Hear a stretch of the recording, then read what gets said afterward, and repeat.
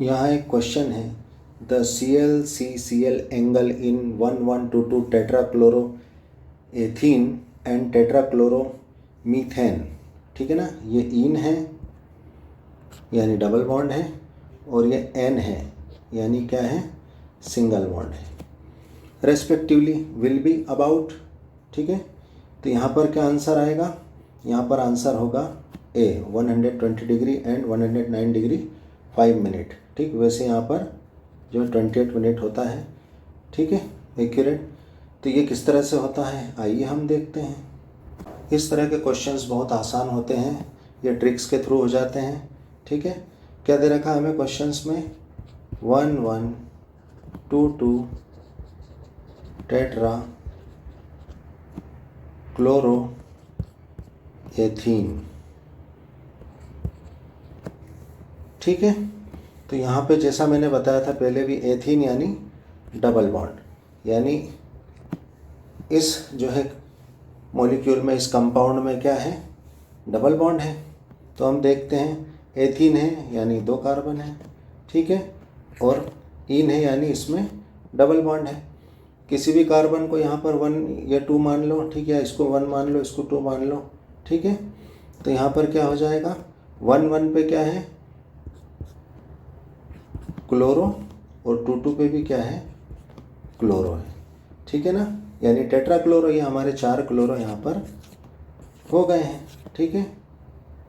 तो जैसा कि हमें क्वेश्चन में पूछा गया है, हमें ये बॉन्ड ClCCl बॉन्ड का एंगल बताना है इस कंपाउंड में, ठीक है। जैसा कि हम जानते हैं, हमें किसी भी कंपाउंड मॉलिक्यूल में जो एंगल्स होते हैं वो किससे पता चलते हैं, हाइब्रिडाइजेशन से पता चलते हैं। हाइब्रिडाइजेशन से हमें जियोमेट्रिक शेप वगैरह और एंगल्स सब पता चल जाते हैं। तो यहाँ पर अगर हम, हमारा तो एक तरीका ये है कि जैसे ये कार्बन है, जब भी कोई कार्बन अगर एक तरफ भी अगर डबल बॉन्ड से अटैच है, तो ये कार्बन डबल बॉन्ड से अटैच है, तो डबल बॉन्ड को हम क्या कहते हैं, सिंगल बॉन्ड को हम कहते हैं sp3 हाइब्रिडाइजेशन होता है। डबल बॉन्ड में हम क्या कहते हैं, sp2 हाइब्रिडाइजेशन होता है। ट्रिपल बॉन्ड में क्या होता है, sp हाइब्रिडाइजेशन होता है। तो एक तो हम इस तरीके से भी देख सकते हैं कि इस कार्बन में क्या है, डबल बॉन्ड है यानी इसमें sp2 हाइब्रिडाइजेशन होगा। ये कार्बन, ये भी डबल बॉन्ड से अटैच है यानी ये कार्बन भी क्या होगा, sp2 हाइब्रिडाइज्ड होगा, ठीक है।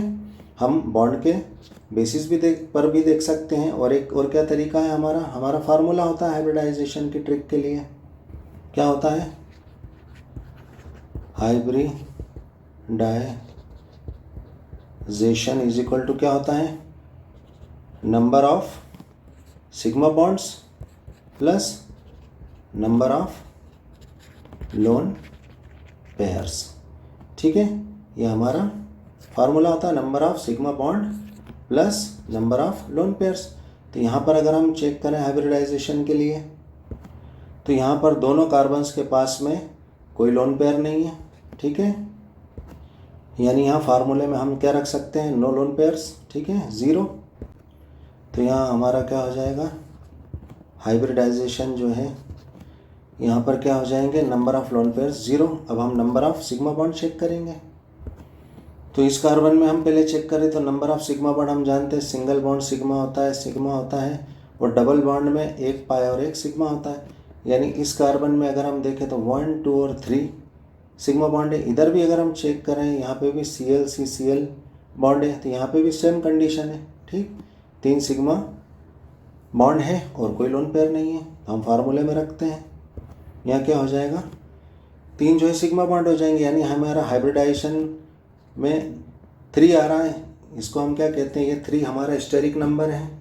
तो जब भी स्टेरिक नंबर 3 आता है तो हाइब्रिडाइजेशन क्या होता है, sp2 3, यानी 2p और 1 s, है ना, 2p ऑर्बिटल और 1 s, ये 3 हो गए।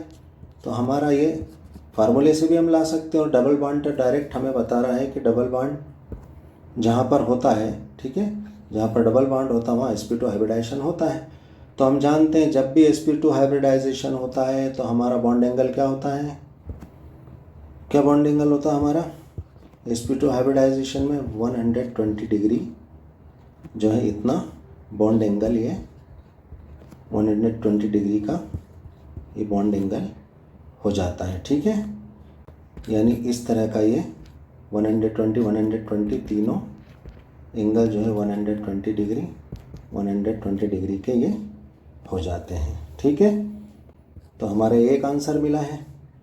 अब हम दूसरे कंपाउंड को चेक करेंगे, दूसरे मॉलिक्यूल को चेक करेंगे। हमारा दूसरा मॉलिक्यूल क्या है? टेट्राक्लोरोमीथेन। मीथेन यानी CH4, सारे हाइड्रोजन हटा के क्लोरीन जुड़ चुके हैं। ठीक है, ये टेट्राक्लोरो हो गए हैं और मेथेन। ठीक, इसमें हम बॉन्ड एंगल चेक करेंगे।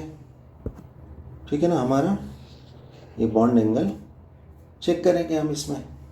हम जानते हैं कि जब सिंगल बॉन्ड्स होते हैं तो कौन सा हाइब्रिडाइजेशन होता है? sp3। और हमारा हाइब्रिडाइजेशन का फार्मूला भी है, क्या है? जैसा भी हमने देखा हाइब्रिडाइजेशन, तो यहाँ पर नंबर ऑफ लोन पेयर्स क्या हैं? 0 हैं। और सिग्मा बॉन्ड कितने हैं?